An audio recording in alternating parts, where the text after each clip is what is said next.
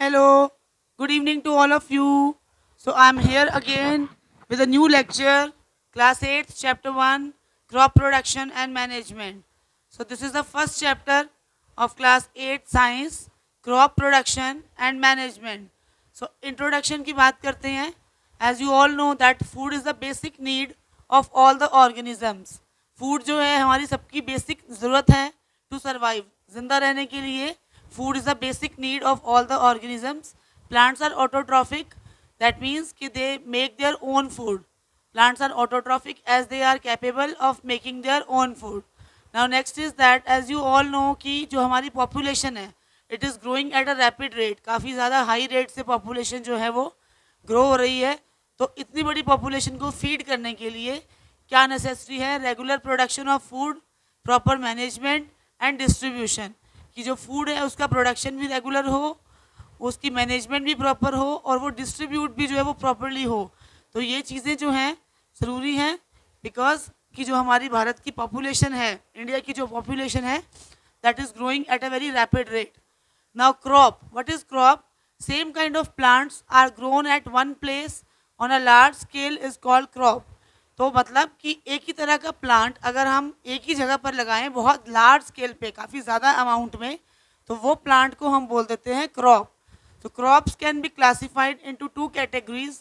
Crop को हम दो कैटेगरीज में डिवाइड करते हैं और ये क्लासिफिकेशन जो है ये किस बेसिस पे होता है? इट इज़ दिस ये जो क्लासिफिकेशन है it is based on the basis of seasons. किस सीज़न में कौन सा क्रॉप ग्रो करता है उसके ऊपर इनकी क्लासिफिकेशन जो है वो डिपेंड करती है. तो क्रॉप्स को हमने दो कैटेगरीज में डिवाइड किया. First is kharif crop and second is rabi crop. तो अब वन बाय वन बात करेंगे खारिफ क्रॉप की. खारिफ क्रॉप की पहले जैसे आपको प्रीवियस स्लाइड में बताया कि इनकी क्लासिफिकेशन जो है it is based on the season. जिस मौसम में जिस सीज़न में ये ग्रो होती हैं उस सीज़न के ऊपर डिपेंड करती है इनकी कैटेगरी. तो खारिफ क्रॉप जो है दे are sown in rainy season, बारिश के मौसम में, फ्रॉम जून टू सितंबर. जून से सितंबर तक के बीच में जब बारिश का मौसम है तो they are sown paddy, maize, soyabean, groundnut and cotton. ये कुछ एग्जाम्पल हैं. पैडी माने राइस, मेज मक्का, सोयाबीन, ग्राउंडनट, मूंगफली and cotton. These are some examples of kharif crop as it is very much clear from the picture. Rice, groundnuts, ragi and soyabean. अब हम बात करेंगे राबी क्रॉप्स की. They are sown in winter season. Winter season में इनको उगाया जाता है. That means from October to March. Example आ जाएंगे आपके wheat, gram, pea, mustard and linseed. तो कुछ एग्जाम्पल आपको दिख रहे हैं पिक्चर में भी, ग्राम्स, मस्टर्ड, पीस, वीट. तो इन सबको हम बोलेंगे राबी क्रॉप्स और ये उगाए जाते हैं. They are sown in winter season. That means from October to March. अब कुछ सीक्वेंस है. ये सीक्वेंस क्या है? ये बेसिक प्रैक्टिसेस हैं क्रॉप प्रोडक्शन की. दैट मीन्स कि किस सीक्वेंस में कहाँ से स्टार्ट करते हैं. अगर हमें कोई क्रॉप लगानी है तो हमें क्या स्टेप बाय स्टेप हमारा क्या काम रहेगा. सबसे पहले आ जाता है प्रेपरेशन ऑफ सॉइल, उसके बाद sowing, adding manure and fertilizers, irrigation, protecting from weeds, harvesting and storage. Preparation of soil means कि सॉइल की जो बड़े बड़े पार्टिकल्स हैं, बड़े बड़े पीसीज हैं, उनको लूज करना, उनको तोड़ना, पाउडर फॉर्म में कन्वर्ट करना. सोइंग मतलब कि बीजों को बोना. एडिंग मैन्योर, खाद डालना, फर्टिलाइजर्स को डालना ताकि सॉइल की जो फर्टिलिटी है उसको हम इंक्रीज कर सकें. नेक्स्ट स्टेप आपका आ जाता है इरिगेशन, मतलब कि सिंचाई करना. उसके बाद प्रोटेक्टिंग फ्रॉम वीड्स. वीड्स क्या है? Weeds are those unwanted plants that grow along with the main plant. Main crop के साथ कुछ अनवांटेड क्रॉप उग जाती है जिसको हम क्रॉप नहीं कहेंगे, बेसिकली प्लांट ही बोलेंगे. और ये जो अनवांटेड प्लांट है ये मेन क्रॉप का सारा न्यूट्रिएंट्स जो है वो ले जाती है. इसलिए इसको निकालना, इसको हटाना जो है ये बहुत ज़्यादा नेसेसरी है. नेक्स्ट जो आपका स्टेप रहेगा दैट इज़ हार्वेस्टिंग, मतलब क्रॉप की कटाई. और लास्ट स्टेप रहेगा स्टोरेज. तो अब हम इन सभी स्टेप्स को वन बाय वन एक्सप्लेन करेंगे. सबसे पहले आपका आ जाता है preparation of soil. It is the first step which include loosening and turning of soil. अभी बताया जैसे आपको कि जो बड़े बड़े पीसेस हैं, बिग पीसेस हैं, उनको लूज करना और उनको टर्न करना. किस लिए? So that roots can breathe easily, ताकि रूट्स जो है वो आसानी से ब्रीथ कर सके and they can go deep inside the soil. Second आपका आ जाएगा कि माइक्रोब्स एंड अर्थवॉर्म्स जो मिट्टी के अंदर प्रेजेंट होते हैं, सॉइल को लूज करने से उनको स्पेस मिल जाएगी to grow easily. This loosening of soil is called tilling. ये सॉइल की जो लूजनिंग होती है इसको टिलिंग बोलते हैं और प्लोइंग. टिलिंग भी बोल सकते हैं और प्लोइंग भी बोल सकते हैं, विच इज डन बाय अ प्लो, जिसको प्लो की हेल्प से किया जाता है. प्लो को हिंदी में बोलेंगे हम खेत को जोतना. तो this loosening of soil is called tilling और ploughing which is done by a plough. ये देखिए, ये आपके पास पिक्चर आ गई है प्लो की. ये ट्रेडिशनल मेथड है. This is a traditional method where we use bullock carts, जो आपके बैलगाड़ी की सहायता से जो प्लोइंग की जाती थी. बट नाउ डेज हम लोग ट्रैक्टर की हेल्प से जो है वो प्लोइंग करते हैं. नेक्स्ट स्टेप आपका आ जाएगा sowing and quality of seeds. अब जब सॉइल एक बार लूज हो जाती है, सॉइल एक बार टर्न हो जाती है, नेक्स्ट स्टेप हमारा आता है बीज को बोना, सोइंग. तो अब जब बीज बोएंगे तो हमें क्वालिटी भी डिसाइड करनी पड़ेगी कि सीड्स जो हम बो रहे हैं वो हेल्दी हों. तो उसका तरीका क्या है कि planting seeds in the ploughed soil is sowing of seeds. Quality जो है that is very much important factor that determines the crop yield. अच्छा बीज डालेंगे तो अच्छी क्रॉप आएगी. तो अब ये सिलेक्शन हम कैसे करते हैं कि कुछ बीज ले लेंगे और उसको हम डालेंगे पानी के अंदर. जो अच्छे सीड होंगे they will sink in the water, और जो डैमेज सीड्स होंगे they will float on the water. ये बहुत सिंपलेस्ट तरीका है आपके गुड और बैड सीड्स को अलग करने का. नेक्स्ट आपका मेथड आ जाता है ट्रेडिशनल मेथड ऑफ सोइंग, और उसके बाद हम बात करेंगे modern method of sowing. Traditional method में ये टूल है जो कि एक फनल की तरह होता है, जो कि मिट्टी के अंदर पायर्स होल कर देता है and place the seed there. लेकिन मॉडर्न मेथड में क्या है, सीड ड्रिल यूज होते हैं जहाँ पे ट्रैक्टर्स यूज करते हैं for sowing the seed. It ensures, अब ये ट्रैक्टर मॉडर्न मेथड है तो 100% इसका कोई ना कोई बेनिफिट होगा. तो it ensures that the seeds are sown uniformly at a particular depth. Particular depth के अंदर जाके ही बोए जाएं and are covered by soil. और जब एक बार बीज बो दिए जाएं तो उनके ऊपर मिट्टी अपने आप उस सॉइल बीज को कवर कर ले. तो this is the modern method of sowing.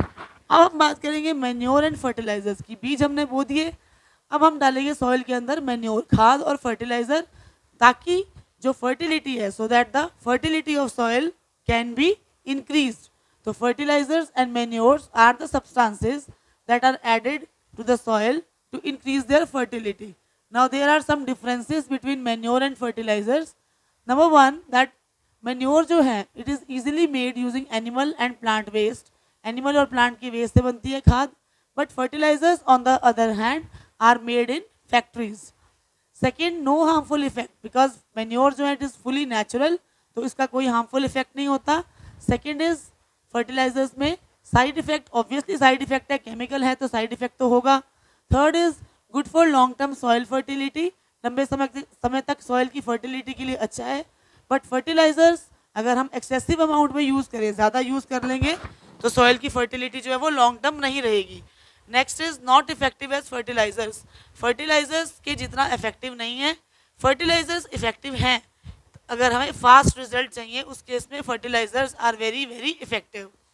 Last is कि मैन्योर जो है बहुत सस्ता है, क्योंकि फर्स्ट स्टेप में ऑलरेडी आपको बताया मैंने कि ये एनिमल और प्लांट वेस्ट से बनता है जो कि ज़ीरो कॉस्ट पे बनता है. लेकिन फर्टिलाइजर्स जो हैं it is very costly. Fertilizers chemicals हैं तो obviously they are very costly. Next is irrigation.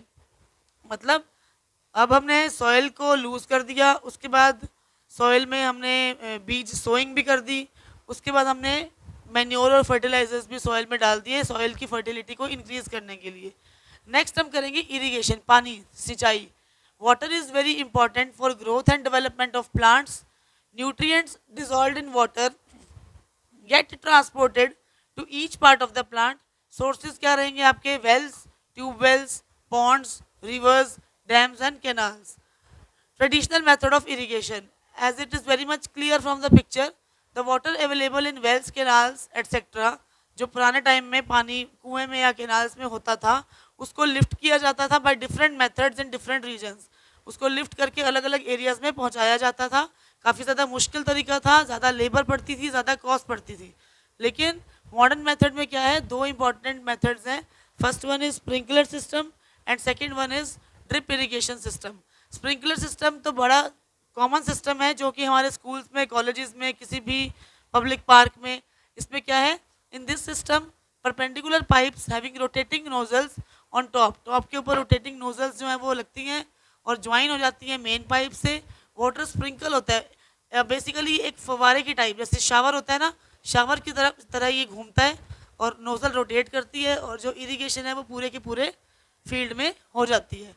Second is drip system, ये पिक्चर में ड्रिप सिस्टम दिखाया गया है। In this system water falls drop by drop, drop drop करके water जो है आता है at the position of roots, जहाँ पर रूट्स हैं वहाँ पर पानी आएगा। ये मेथड वहाँ यूज होता है where there is shortage of water. Next is weeds, weeds को रिमूव करना इज आवर नेक्स्ट स्टेप।